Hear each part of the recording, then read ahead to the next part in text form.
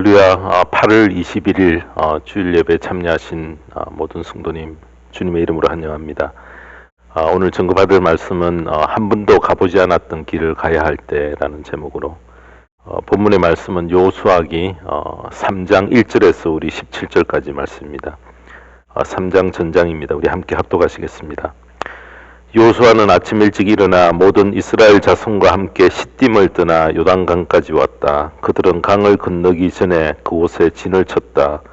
사흘 뒤에 지휘관들이 진을 두루 다니며 백성들에게 명령하였다.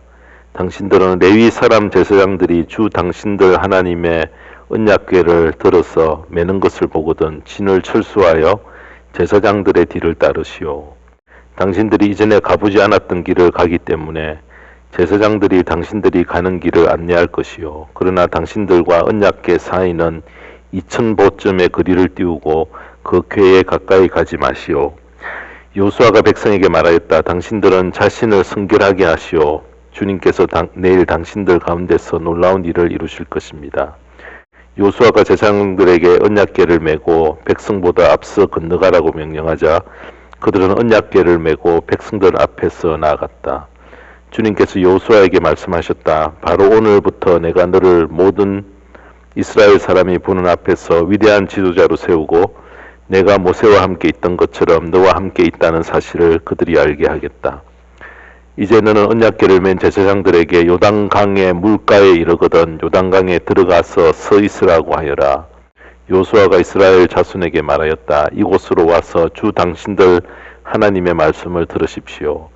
여호수아가 말을 계속하였다. 이제 이루어질 이 일을 보고 당신들은 살아계신 하나님이 당신들 가운데 계셔서 가나안 사람과 헷 사람과 히위 사람과 브리스 사람과 기르가스 사람과 아모리 사람과 여부수 사람을 당신들 앞에서 쫓아내신다는 것을 알게 될 것입니다. 온 땅의 주권자이신 주님의 언약궤가 당신들 앞에서 요단강을 건널 것입니다. 이제 이스라엘의 각 지파마다 한 사람씩 12사람을 뽑으십시오. 온 땅의 주권자이신 주님의 궤를 맨 제사장들의 발바닥이 요단강 물에 닿으면 요단강 물 곧 위에서부터 흘러내리던 물줄기가 끊기고 뚝이 생기어 물이 고일 것입니다. 백성이 요단강을 건너려고 자기들의 진을 떠날 때에 언약궤를 맨 제사장들이 백성 앞에서 나아갔다.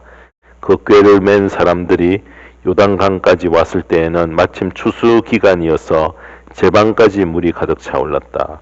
그 궤를 맨 제사장들의 발이 요단 물가에 닿았을 때에 위에서부터 흐르는 물이 멈추었다. 그리고 멀리 사르단 근처에 아담 성읍에 뚝이 생겨 아라바의 바다고 사해로 흘러가는 물줄기가 완전히 끊겼다.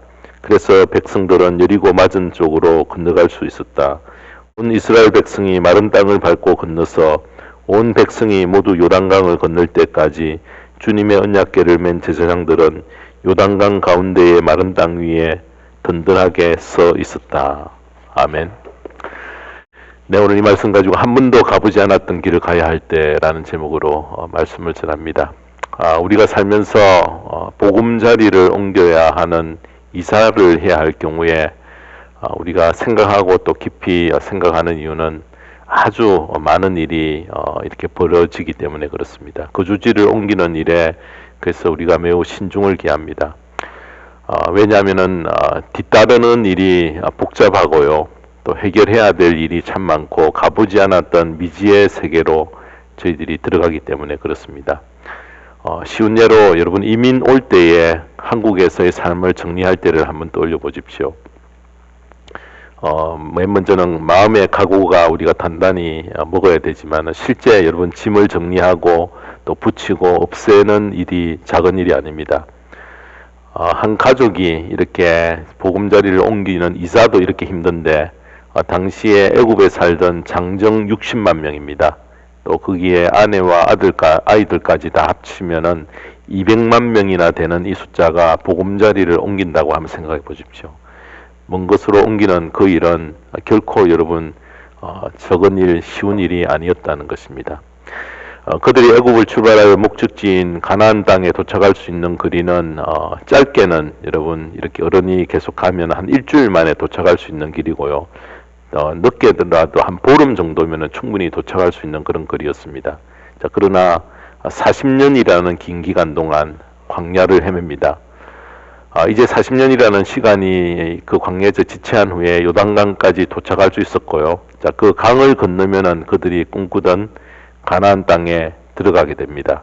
자, 그들이 도착한 이 요단강은 성경에서 큰 의미를 가지고 있습니다. 우리들이 장례식을 당하면은 흔히 부르는 찬송가 가사 가운데 요단강 건너한 날이라고 우리가 찬양을 합니다. 요단강은 바로 죽음을 뜻하는 것입니다. 죽음이라는 미지의 세계로 들어가는 것을 의미하는데 오늘 본문에서 등장하는 요단강은 하나님께서 주시기로 약속하신 이 가나안 땅에 들어가는 바로 그 입구였던 것입니다. 그들이 40년 동안 지냈던 광야는 매우 혼돈과 고통과 어려움이 가득한 그런 곳이었습니다. 가나안은 그러나 약속의 땅이었고요. 최종 도착지였고 또 승리의 깃발을 꼽을 수 있는 곳이었고 새로운 삶을 시작할 수 있는 그런 복된 젖과 꿀이 흐르는 그런 땅이었습니다. 자, 그래서 이스라엘 백성들의 삶을 크게 셋으로 구분을 합니다. 애굽에서 노예로 지내던 그런 삶과 홍해를 건넌 후에 광야의 삶과 요단강을 건넌 후 가나안의 삶으로 이렇게 나눌 수가 있다는 것입니다. 광야라는 곳은 신앙과 불신앙이 섞여 있고요. 모든 조건을 충족하지 못하므로 항상 그곳에는 갈등과 방황이 존재합니다. 광야의 생활은 훈련과 연단의 그런 시간이었고요. 삶의 안정을 누리지 못하고 어려움이 항상 여러분 지속이 되어집니다. 이 광야의 삶은 오늘 우리가 살고 있는 이 세상도 광야 같은 삶이라 그렇게 우리가 표현을 합니다. 자, 오늘 본문은 이스라엘 백성이 약속의 땅에 들어가기 위해 드디어 요단강 앞에 도착을 하게 되었는데 성지순례를 다녀오신 분들의 말에 의하면 오늘날 요단강은 아주 폭이 좁은 어떤 곳은 개울처럼 보이는 그런 곳도 있다라고 말을 합니다. 자, 근데 모세와 여호수아 시대의 요단강은 달랐습니다. 특별히 우기나 곡식을 거두는 수확의 계절이면은 강의 수심이 깊었기 때문에 3장 15절에 보면은 이렇게 말씀합니다. 마침 추수 기간이어서 제방까지 물이 가득 차 올랐다라고 이야기를 합니다. 출애굽 후에 40년 기간 동안 광야를 지나면서 정탐꾼의 사건으로 말미암아 애굽에서 나왔던 분들은 요수아와 갈렙 외에는 여러분 이 광야에서 그들의 삶을 모두 마감해야 됐고 가나안에 들어가지 못했습니다. 그래서 여러분 광야에서 태어난 신세대들이 이제 요단강을 건너 가나안에 들어가려고 채비를 하고 있었던 것입니다. 여러분 40년 동안 힘든 광야 생활에서 연단과 훈련과 고통을 맛본 신세대들이 요수아라는 새로운 지도자를 세워서 하나님의 약속의 땅 가나안을 향해 계속 여러분 이렇게 진군해 왔던 것입니다. 자, 이제 요단 강변에 도착하여서 그들이 한 번도 경험해 보지 못했던 미지의 땅을 건너갈 바로 그 순간에 있었던 것입니다. 요단강을 건너가기만 하면은 젖과 꿀이 흐르는 가나안 땅에 들어가게 되기 때문에 그렇습니다. 그들이 도착하여 건너가야 할 곳은 요단강이 흐르고 있었고요. 요단강 건너편에는 난공불락으로 여겨지는 든든한 여리고성이 버티고 있었습니다. 여러분 요단강을 건너는 일과 이 여리고성을 통과하는 일은 이스라엘 백성으로서는 한 번도 그들이 경험해 보지 못했고 가보지 않았던 바로 미지의 그런 길이었던 것입니다. 자, 오늘 우리가 본문 여호수아 3장을 통해서 하나님께서 지금 이 시대에 살고 있는 우리에게 주시는 말씀은 무엇인가? 자, 우리가 이 땅을 살면서 어려운 문제를 만날 때에 한 번도 가보지 못했던 그런 미지의 땅을 우리가 건너가야 될 때 어떻게 대처해야 되는지, 자, 그것에 대해서 우리에게 소중한 그런 교훈을 우리에게 주시는 말씀입니다. 인생 가운데 찾아오는 대부분의 문제는 하나님의 은혜로 해결의 길을 우리에게 보여주시고 그 길을 이미 해결하도록 열어놓으셨다는 것입니다. 하나님의 기적적인 개입과 도움이 있어야 해결이 가능한 그런 어려운 때를 때로는 만나는 순간도 있다는 것입니다. 여러분 처음 겪는 미지의 길을 가야 할 때에 하나님께서 개입하시는 것 외에 답이 없다라고 마음에 확신이 들 때에 자 오늘 본문은 그 해결의 길을 찾는 귀한 지침서가 되어진다는 것입니다. 특별히 한 번도 겪지 못한 그런 어려운 고난을 당하거나 또 건강에 위협을 당하거나 사업이 자초에 부딪혀 헤쳐나갈 길이 없거나 또 자녀의 문제로 깨어진 가족 관계의 문제로 말미암아 도무지 자신의 힘으로는 감당기 힘든 일을 만나는 경우가 있습니다. 우리 앞에 강이 흐르는데 건너가야 하고요. 그 강 건너편에는 우뚝 솟아있는 성을 점령하는 전쟁을 치루어야 할 여러분 그런 순간들이 우리의 인생 가운데 찾아온다는 것입니다. 자, 그때 우리에겐 하나님의 기적 외에는 딴 어떤 해결의 방법이 없는 경우들이 있다는 것입니다. 여러분 인생 가운데 겪는 대부분의 문제는 우리의 힘으로 감당할 수 있도록 하나님께서 우리를 세상에 보내시면서 아무것도 못하는 무능한 존재로 보내지 않으셨고요. 또 약속하시기를 감당치 못할 시험 당함을 허락하지 않으신다. 여러분 이렇게 우리에게 말씀하셨기 때문에 사람들도 세상 사람들도 흔히 말하기를 한 아이가 태어날 때에 태어나는 아이는 자기 먹을 것 다 가지고 태어난다 이렇게 말을 합니다. 확실히 우리 힘으로 감당할 수 있는 일들이 대부분입니다. 그러나 여러분 9가지는 내 힘으로 해결했다 할지라도 내 힘으로 감당하지 못하는 한 가지의 난제를 어려운 일들을 만날 때가 있다는 것입니다. 자, 그런데 내 힘으로 해결할 수 없는 이 한 가지 때문에 어떤 경우에는 내 인생의 운명이 큰 갈림길에 놓여서 여러분 그렇게 운명을 결정하는 그런 일들을 당하는 경우들이 있다는 것입니다. 내 힘으로 해결이 불가능한 일을 만날 때에 기적을 행하시는 하나님의 도움이 절실히 필요하고 요청이 되어집니다. 지금까지 7전팔기하면서 악착같이 살아왔지만은 자 이제는 도저히 일어설 힘조차 없고요. 우리는 어떻게 해야 할지를 모를 때에 바로 하나님의 기적이 아니면은 해결 불가능한 일을 만날 때가 있다는 것입니다. 자 그때에 우리가 어떻게 한 발자국 걸어가야 되는지 그 해결의 길들을 내 힘으로는 해결할 길이 없어서 벼랑 끝을 만날 때에 하나님의 기적적인 도움이 절실히 요청될 때에 아주 귀한 본문이 자 오늘 본문의 말씀입니다. 내 앞에 흐르는 요단강의 바닥을 말려버릴 수 있는 하나님의 도움이 필요하고요. 또 여리고성을 무너뜨릴 수 있는 하나님의 능력이 내게 절실할 때가 인생 가운데 우리는 꼭 찾아온다는 것입니다. 여러분 하나님이 누구십니까? 하늘과 땅의 모든 것을 창조하신 영원하신 우주의 주인 되시는 분이십니다. 하나님은 누구십니까? 홍해를 갈라서 이스라엘 백성을 건너가게 하신 전능하신 하나님이십니다. 하나님은 누구십니까? 광야에서 하늘로부터 만나를 내려서 40년 동안 200만 명이나 되는 백성들을 먹여 살리신 분이십니다. 하나님은 누구십니까? 광야에서 물이 없을 때에 바위를 깨뜨려서 강물처럼 물을 솟아나게 하신 분이라는 것입니다. 하나님은 누구십니까? 죽은 자를 살리시는 생명의 주인 되십니다. 바로 이 하나님이 우리의 아버지 되신다는 것입니다. 할렐루야.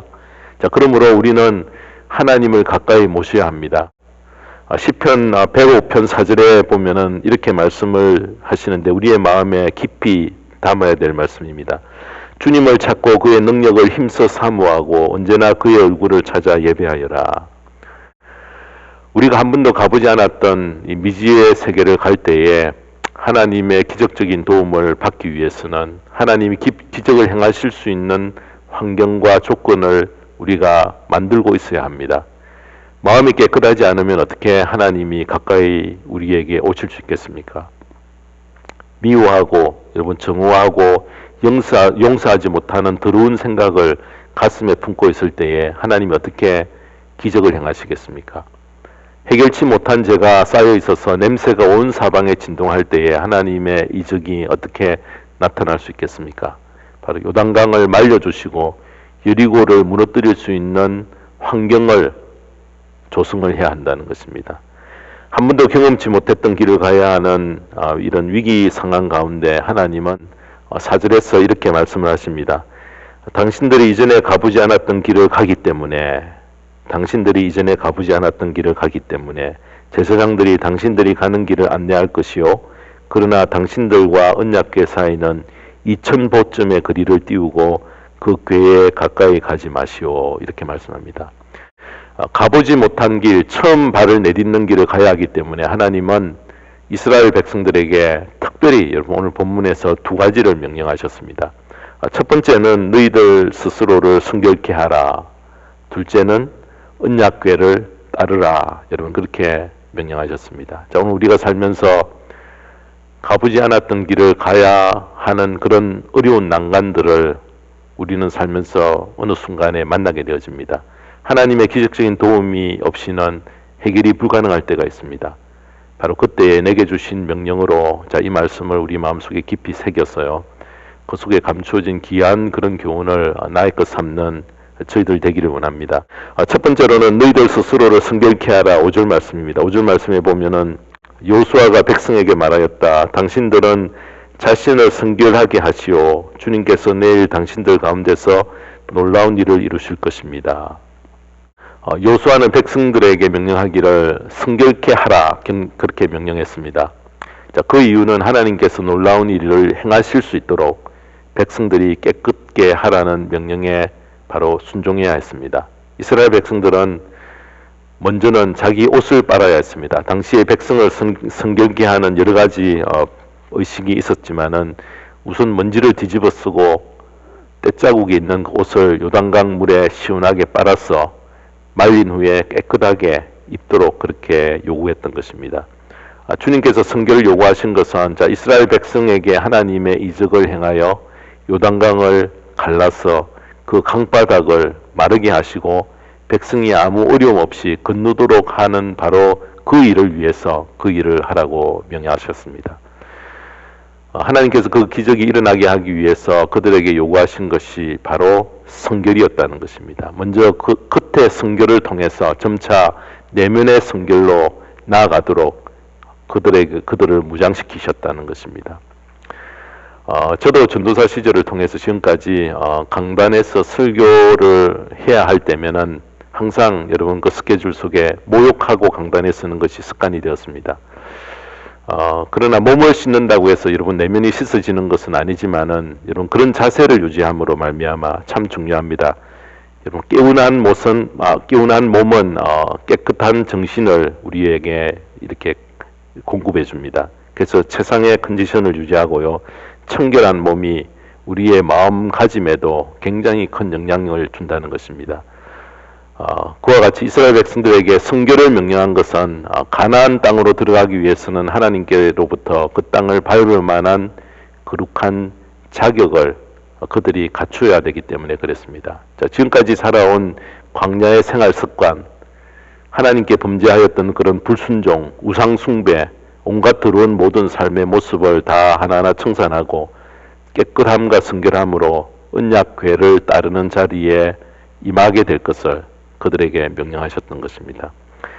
사랑하는 성도 여러분, 이제 가나안에 들어가기 위해 이스라엘 백성들은 요단강을 건너야 하는 큰 장벽이 놓여 있었듯이 우리 앞에 넘고 건너고 극복해야 될 장벽과 장애물, 어려움이 우리가 예상하지 못한 그런 가운데 우리에게 찾아올 수 있다는 것입니다. 자, 오늘 본문의 말씀은 그런 순간을 만날 때에 먼저 살피고 어떻게 준비해야 할지에 대해서 우리에게 알려주는 소중한 말씀입니다.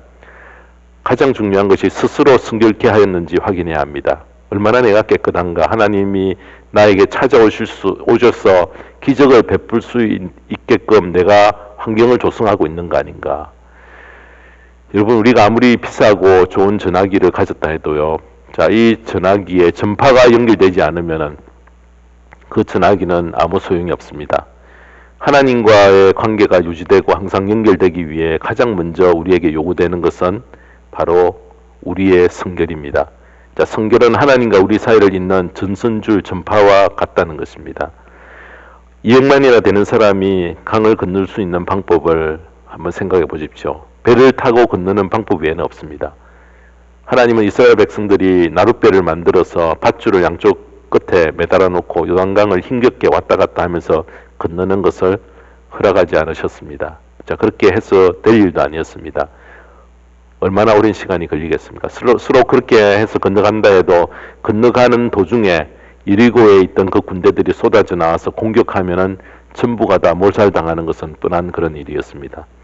200만 명이나 되는 많은 사람을 어떻게 나룻배로 건너갑니까? 자, 그 당시에 강물이 불어나 뚝 위를 넘실거리며 큰 물이 흘러가고 있었습니다. 그 많은 사람들이 적의 공격을 받지 않고 무사히 건너가게 하는 것은 이제 참 거의 불가능한 그런 일이었습니다. 자, 그러므로 하나님께서 그들 중에 임하셔서 내가 건너가게 해주마.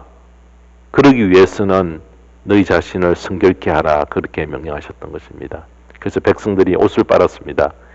거룩하신 하나님이 그들 가운데 임하여서 기적을 베푸실 수 있는 환경은 그들의 성결이었다는 것입니다. 거룩하신 하나님은 더러운 곳에 임하실 수 없습니다. 해결되지 않는 죄가 남아있는 자들과 하나님은 함께 일할 수 없으시다는 것입니다. 자, 그러므로 그들에게 성결을 요구하셨던 것입니다.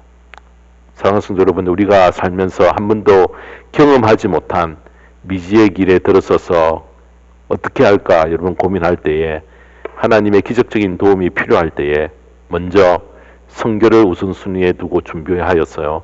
하나님의 도움을 요청하는, 그리하여 응답을 받는 그 자리에 함께 나가게 되기를 주님의 이름으로 축원합니다.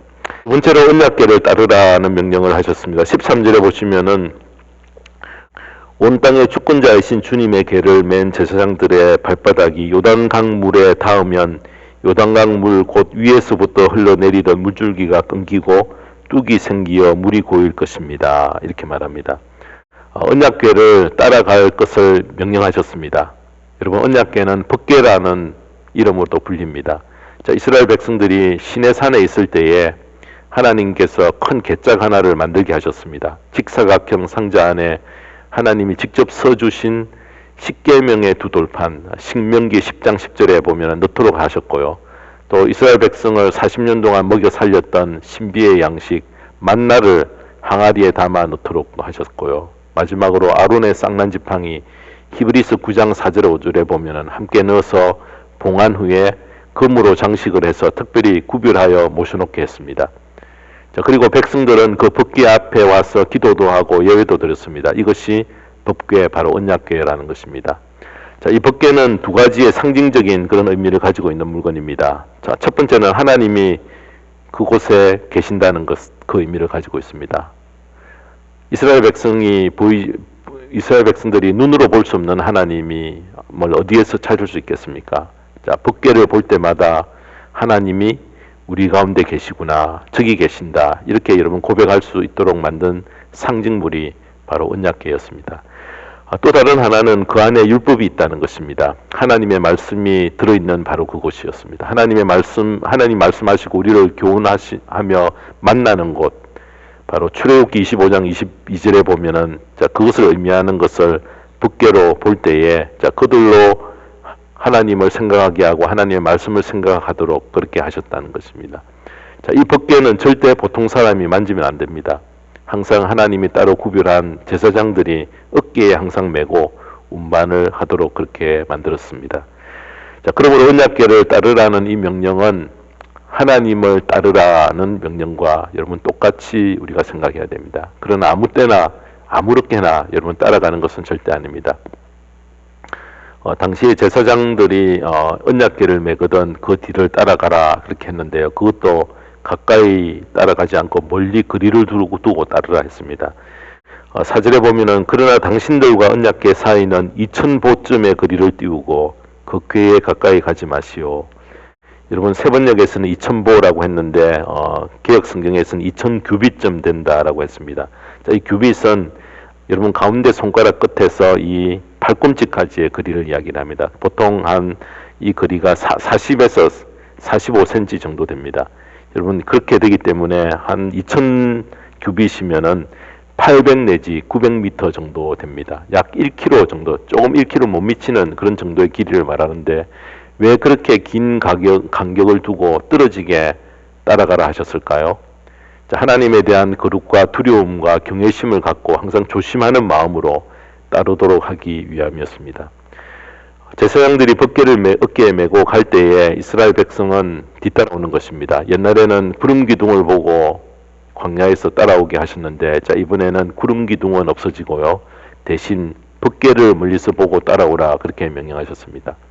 너무 바짝 다가가면 법궤가 어느 방향으로 가는지 빨리 갈 것인지 늦게 갈 것인지 전혀 감을 잡을 수가 없었습니다. 잘못하면은 백성들이 붓게 앞서서 성급히 갈 수도 있었기 때문에, 그러므로 거리를 두고 하나님이 어떻게 움직이시는가를 보면서 빠르게 가면 그들도 빠르게 따라가고, 천천히 가면은 그들의 속력도 천천히 따라오고, 멀리서 방향을 보고 잘 따라오도록 하기 위함이었습니다. 이스라엘 백성에게 법궤가 안내를 했듯이 여러분, 오늘 우리에게도 인도하는 법궤가 필요합니다. 여러분, 그 법궤가 오늘날 무엇입니까? 바로 이 법궤는 예수 그리스도를 가리킵니다. 법궤는 예수 그리스도를 예표하는 하나의 큰 상징물입니다. 이제 예수님이 이 세상에 오셨기 때문에 더 이상 법궤는 필요가 없게 되었고요. 그 흔적도 없습니다. 예수님은 우리를 찾아오실 살아계신 바로 하나님이시기 때문에 그렇습니다. 예수님은 말씀이 육신이 되어 우리를 찾아오셨습니다. 자, 그가 하는 말씀은 곧 하나님의 말씀입니다. 자, 그러므로 예수님이 우리의 길을 안내하는 안내자가 되셨습니다. 그래서 주님은 말씀하시기를 나는 곧 길이요. 여러분, 이렇게 말씀하셨던 것입니다. 자, 그러면 이 예수님이 미지의 길을 갈 때에 어떻게 나를 인도하십니까? 부활하신 예수님이 우리 곁에 계시지 않습니다.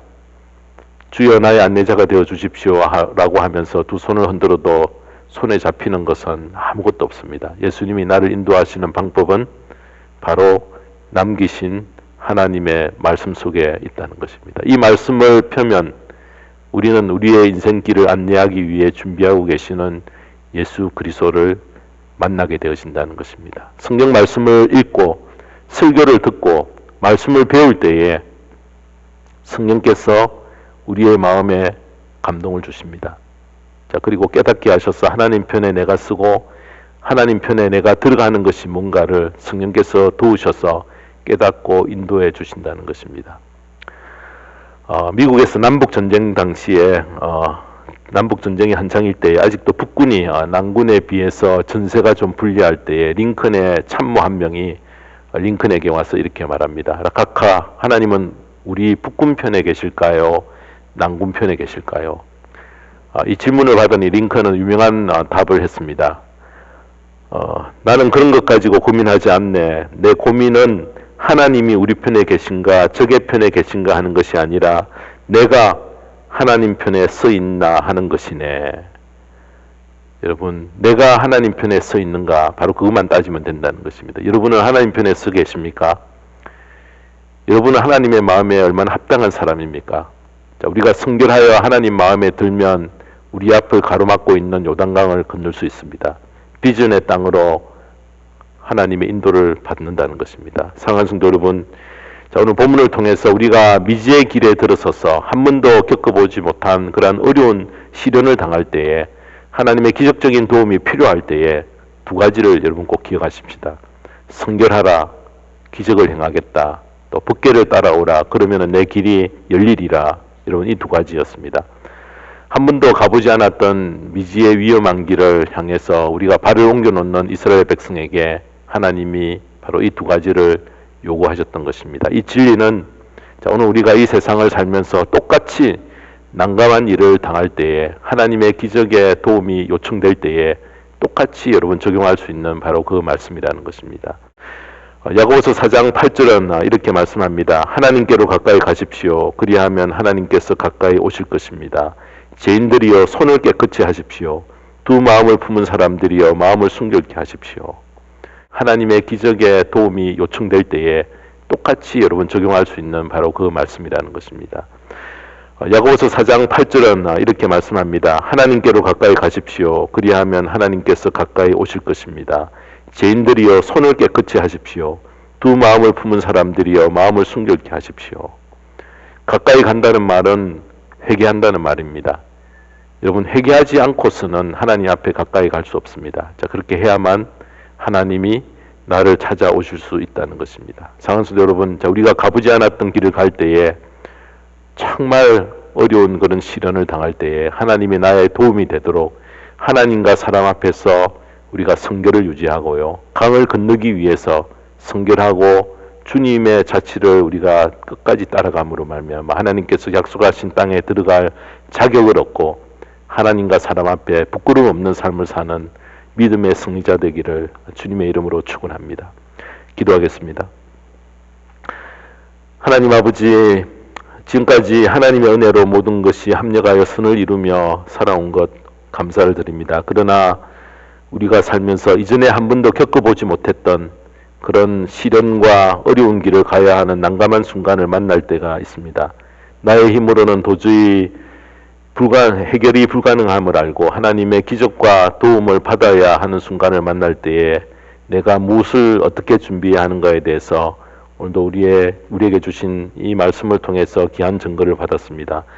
아버지 하나님, 먼저 성결하고 법궤를 따르는 주님의 인도를 받는 여러분, 그 외에는 우리가 하나님의 도우심을 입을 수 없다는 것을 기억하고 평소에 여러분 이 두 가지를 늘 마음에 품고 우리가 시련을 당할 때에 하나님께 간절히 이 자격과 조건을 맞추는 여러분 그 귀한 자리에 설 수 있는 저희들 되어서 우리의 인생 가운데 하나님 해결하지 못하는 그런 어려운 난간을 깨뚫고 나갈 수 있는 저희들의 믿음의 용사들이 되어줄 수 있도록 인도하시고 축복하여 주시옵소서.